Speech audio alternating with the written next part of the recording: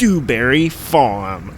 With the addition of Gold Rush, Dewberry Farm opened the lone new roller coaster for the summer of 2024 in Texas. Dewberry Farm is a solid-sized farm park that is working to reimagine itself as a true amusement park by offering season passes and adding more amusement-style rides.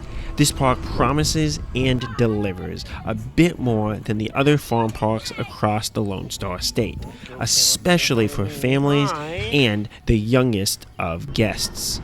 But just how good is this park overall, and what can you expect when you visit? And just how good is the Gold Rush coaster? Find out in this review. Dewberry Farm opened in 2002, though it seems to be under new ownership since 2023. The bones of the park are fantastic, with a nice collection of buildings near the entrance and a whole lot of space to expand outwards. For 2024, the park added a collection of kiddie and farm-style amusement rides, including some of the best attractions in the park, from Gold Rush to Phantom's Revenge to Cornado and Twisting Pumpkins. These new flat rides add life to the park, and with more space around them, seem to promise that this park will add a few more rides to cater to families and young kids in the future. Though adults are free to ride every attraction, I did skip out on some of the play activities as well as the jumping pillows, as I just felt I might be too big for them. This park's key demographic is families with young children. As with many parks, children 2 and younger are free, which is really something important to note here, as many activities are accessible for children that young. On my visit, I saw many families with young kids, but few with older kids, except those who seemed to be tagging along with the family who had younger siblings. As an adult, though, I did still enjoy this park by myself. So there are enjoyable things for everyone, but it obviously has a target audience. The park overall is clean and very well organized, which is not always the case with farm parks across Texas. When visiting Mainstay Farms, which I do love, it took me a while to find their roller coaster, and Yesterland Farm was really frustrating as it was difficult to see if I was missing any attractions. But Dewberry Farm offers a clean, updated map online for anyone who wants a bit of help planning their visit, and the layout is rather simple and easy to follow, even if you're just wandering around not sure where you're going. The front section of the park offers a few shops and food stalls, as well as the pumpkin patch, if you really want to buy a pumpkin, as well as the upcharge pumpkin painting and face painting. The only attraction here, though, is Black Hole, which is a walk-through dark ride with some dark hallways and 2 paths through a spinning barrel. It is pretty basic, but is enjoyable for what it is. Like many parks, Dewberry Farm is set up so you have to walk past the shops to get to the attractions, which is reasonable as the park is working to get you to spend money on food and other upcharges. They have a cute little ice cream With the shop. focus on selling season passes, it seems they want guests to assume their visit is essentially free to encourage them to buy more food and other upcharge activities. And some of the food actually looked really good, like the mac and cheese from a Dutch oven or even their cute little ice cream shop. They also have tacos and margaritas as well as butterbeer for Halloween. They do have a wine terrace, but there wasn't any wine for me to try there. I did look since I enjoyed Mainstay Farms wine a lot. Other farm parks have some food stalls, but Dewberry has a lot, most offering food more in the $10 to $15 range, which is a bit pricey, especially for a family, but this is obviously how the park wants to make their margins. Most of the park is very open to the sun and hot, so since I was visiting at the start of the fall season, the day was crazy hot. Once the cloud cover cleared, really encouraged me to think about buying a drink or food to help alleviate the painfully hot day. With fall and winter weekends being the key part of this park season, it hopefully won't be dreadfully hot on your visit. But this is Houston, Texas after all. If it is, just know that you'll likely need to make peace with buying food and drink, especially if you plan on spending the whole day at the park. Moving on, there's a section of amusement park rides and a section of farm rides that circle around the pedal cart track. For the farm rides, there's a large collection of activities for kids to play around. This starts with Fort Doohickey, which is fun to walk through, even as an adult. Then there's a roller slide, Hay Mountain, Black Mamba, Farmer Fling, and then a nice covered area for 3 giant bouncing pillows. For young kids looking to run around and play, this collection of activities is absolutely terrific. Moving on, there are the pedal carts that have a big and small course depending on one's size. These were hard to pedal as it took a lot of energy, and some also seemed to be broken, but you were able to actually pass people along the course, which is better than most go-karts for me. Moving towards the back of this area, you have Wizard, which is a weird classic ride that requires guests to work together to spin it around. I couldn't get this back and forth down at all, but did seem to still get dizzy. So you can easily get dizzy if you really know what you're doing on this ride. The Kiddie ride, Hogs Gone Wild, was closed on my visit, so that ride might need a bit of maintenance. Then there's the obligatory upcharge apple cannons, which likely are fun if you want to try them.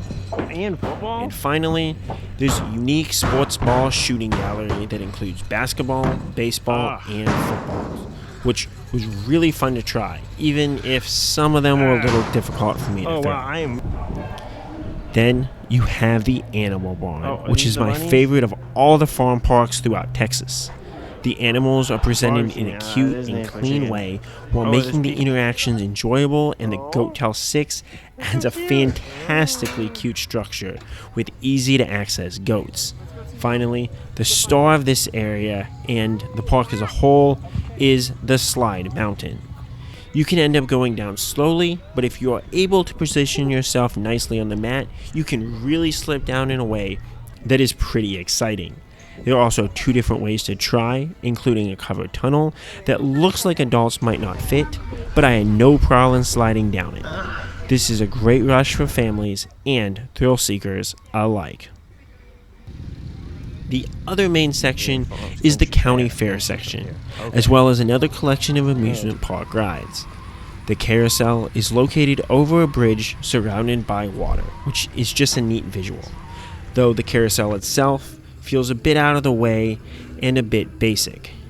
It doesn't offer much in the way of charm, but does the job for young families seeking this classic ride. The sign indicates that there is a 170-pound weight limit on the carousel, though this was not strictly enforced on my visit.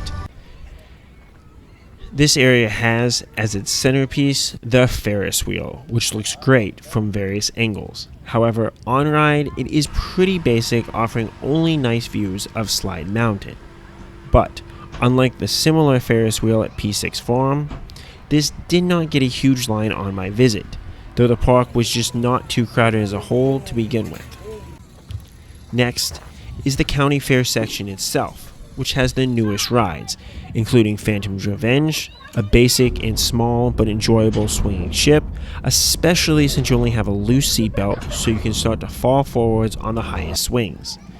Merry-Go-Round, which is a basic but pretty cute spinning ride, though it was hard to spin for one person and I got rust on my hands and clothes from going on it. Twisting Pumpkins, which was easy to spin, though the fence messed with my depth perception and made me more dizzy when I was spinning left. And Coronado, which was a tame spinning ride, but I kind of needed that after those previous attractions. Lastly, the boxcar tractor is at the back of this section, though there is little signage and it seems easy to miss, which is a shame as this is a neat farm ride and has a decent course. Dewberry Farm is doing a great job at getting a very solid layout with clear signage throughout the park, so I imagine they're still polishing the county fairground area a little bit.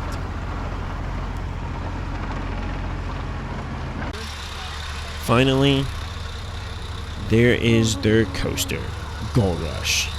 This model, an Hershel Little Dipper, has been found in over 190 installations across the world, including as road trip coaster at Dewberry Farm, making it one of the most popular coasters ever built. For comparison, Boomerang's number in at 53 installations, and even the ever-popular FBF Visa spinners are only around 130 installations and climbing. With production beginning around 1950, this model represents the third and fourth oldest steel coasters operating in the world, and has proven popular with smaller parks in recent years, as this model was added in 2023 to Dewberry Farm and in 2024 here at Dewberry Farm. However, not all of these models are exactly alike. The roller coaster database seems to differentiate some as having large flat turns, which Gold Rush certainly does. For comparison, Fort Yesterland at Yesterland Farm is listed as the same type of roller coaster, but has smaller lower turns that makes for a much different overall ride experience. Gold Rush itself does not have much theming, but the upcharge Gold Rush Mining is right next door to this coaster, so the name helps to try and upsell this common mining activity found at most family parks, which really is kind of a nice touch of marketing when you stop to think about it. The coaster itself is located next to the parking lot, so it is easy to see as you pull in, but is tucked back a ways from the actual rides and main sections of the park. If a lot of people are in the park, this could help in reducing demand to keep the lines down, as you have to trek off the path a bit to get back to Gold Rush. But on slower days, it will leave the coaster to bake in the sun without anyone riding it. Seat placement on this coaster matters, so I suggest trying as many different rows as possible. The middle car offers very little in the way of forces, so if you're scared to ride, I would ride the middle two rows. If you're looking for thrills, the front of each car offers much better forces over the bunny hill, which is the main element on this coaster, so I would sit in the front of a car if you can. The very front row offers some nice forces, as you're pushed down the one drop and over the bunny hill. You don't get a wonderful feeling of airtime, but you do get a nice rocking feeling and an enjoyable show of force as you're pushed around the layout. The back car, however, offers even better forces, as the first two turns will actually offer some laterals, and the bunny hill is best as you're pulled over it. For that reason, I like the fifth row on this coaster the best, though I suggest trying as many different as you can. Dispatches on this coaster are fairly quick, as there is no seatbelt and only a simple lap bar. The attendants will also hold the train if you're just entering the queue line, so you do not need to rush or feel like you just missed the train unless it is sending out full loads. The operators were also super willing to let guests simply go again without getting out of the train, as they did this when I was with another family who asked to ride again, and even when I was riding the coaster by myself, which really speaks to how much this park values friendly operators and quality park operations. After leaving the station, the operator has to manually push the train out of the station to give it some speed. You have a small dip before the lift hill that can cause your lap bar to lower if this dip jolts the train enough. The chain lift isn't too slow, and you'll come out on to a left turn. The first part offers some laterals that are best in the back car. These let up with a small straight section before another turn left that has weaker laterals throughout the train. Then the main section of the coaster, a small drop to give the train speed, followed by a bunny hill that plays differently depending on where you sit in the train, As a pure element, I do find Road Trip Coaster's Bunny Hill was a bit better, but this is a nice mix of forces, especially towards the back if you're yanked over it nicely. The last section has 2 more turns left. You won't have a lot of speed by this point, so you'll get very weak laterals at best, but likely won't feel too much in the way of forces in this section. Then, in Kiddie Coaster fashion, you'll go around again for a second lap. Overall, how good is Gold Rush? This coaster is designed to be a mild kiddie coaster with one nice element, and is meant to be engaging for some of the youngest coaster riders. Road Trip Coaster does this great by providing the calmest of the kiddie coasters at Dewberry Farm. So given how strongly Dewberry Farm is playing into the young demographic, this calm-ish kiddie coaster is a fantastic fit for the park, even if it is not the most exciting kiddie coaster. However, this coaster has a bit more in terms of forces throughout the layout than Road Trip Coaster, with decent laterals at points and a nice variance of forces throughout the Bunny Hill sequence that makes it engaging for all riders. I rank it right above the aforementioned Road Trip Coaster at Dewberry Farm, as Gold Rush is just more of a complete package. And right beneath Frankie's Mine Train at Frontier City, as Frankie's Mine Train has a solid first drop and similar drawn-out laterals, though Gold Rushes are probably better at most points. As for the park as a whole, operations at Dewberry Farm were terrific. This park had an incredible amount of staff, both manning all the various food stalls as well as every single attraction. Some parks will use rotating operators when it is slow, but Dewberry Farm seems very committed to having a large number of staff members, which makes lines and operations as smooth and friendly as possible. Some of this means that they are steadily pushing their food options, but for park goers, it should mean that you're able to ride rides quickly with little to no wait on your visit.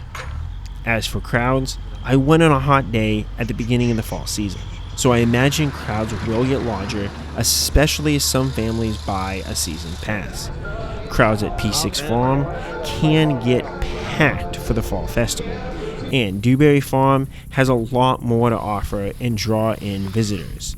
Most families did the amusement rides shortly after arriving, so there were still short waits during this time period, and then most rides sat idle for the remainder of my stay, even to the point where I had trouble getting additional off-ride footage of Gold Rush, because no one was simply riding it. The family play areas towards the front of the park, though, were relatively crowded, with guests enjoying themselves. As much as park enthusiasts will be sad about the smaller size of rides here, the rides here seem to be a bit too much for some of the park's main demographic. However, if you want to hop in and quickly ride Gold Rush and even all the other rides, there should be no problem in a quick stop for a coaster credit. As for pricing, this farm park does not offer as good of a flash sale as the others around the state. Normally, pre-sales allow access to these parks for somewhere around the $20 range. However, even with a pre-sale, it still costs me $30 to visit. Since this is a bit more of a farm park, this isn't terrible, but will add up quickly for a large family. Uniquely, Dewberry Farm does offer a season pass for $90, and they're trying to push people to go ahead and buy this so they can easily visit for Easter, the Fall Festival, and Christmas. Honestly, with the various activities they have around these holidays, it probably is worth visiting once or twice a year, especially if you have young children. However, unless you live within 20 minutes of this park, i.e. the Katy area, you likely won't want to go many times to really get your value out of a season pass. It is a great option to have that will make sense for many families, especially if you can use the perks like the Bring a Friend free day, but it may not be as good of a value as one thinks, especially when you multiply it by a large family. As for the location, I was pretty afraid that this park would be a really tough drive, as I live just north of Houston in Conroe. Pleasure Pier in Galveston always seems like a terribly long and inconvenient drive. And even Big Rivers, which is also north of Houston, was a pain to get to until the construction on 242 finished.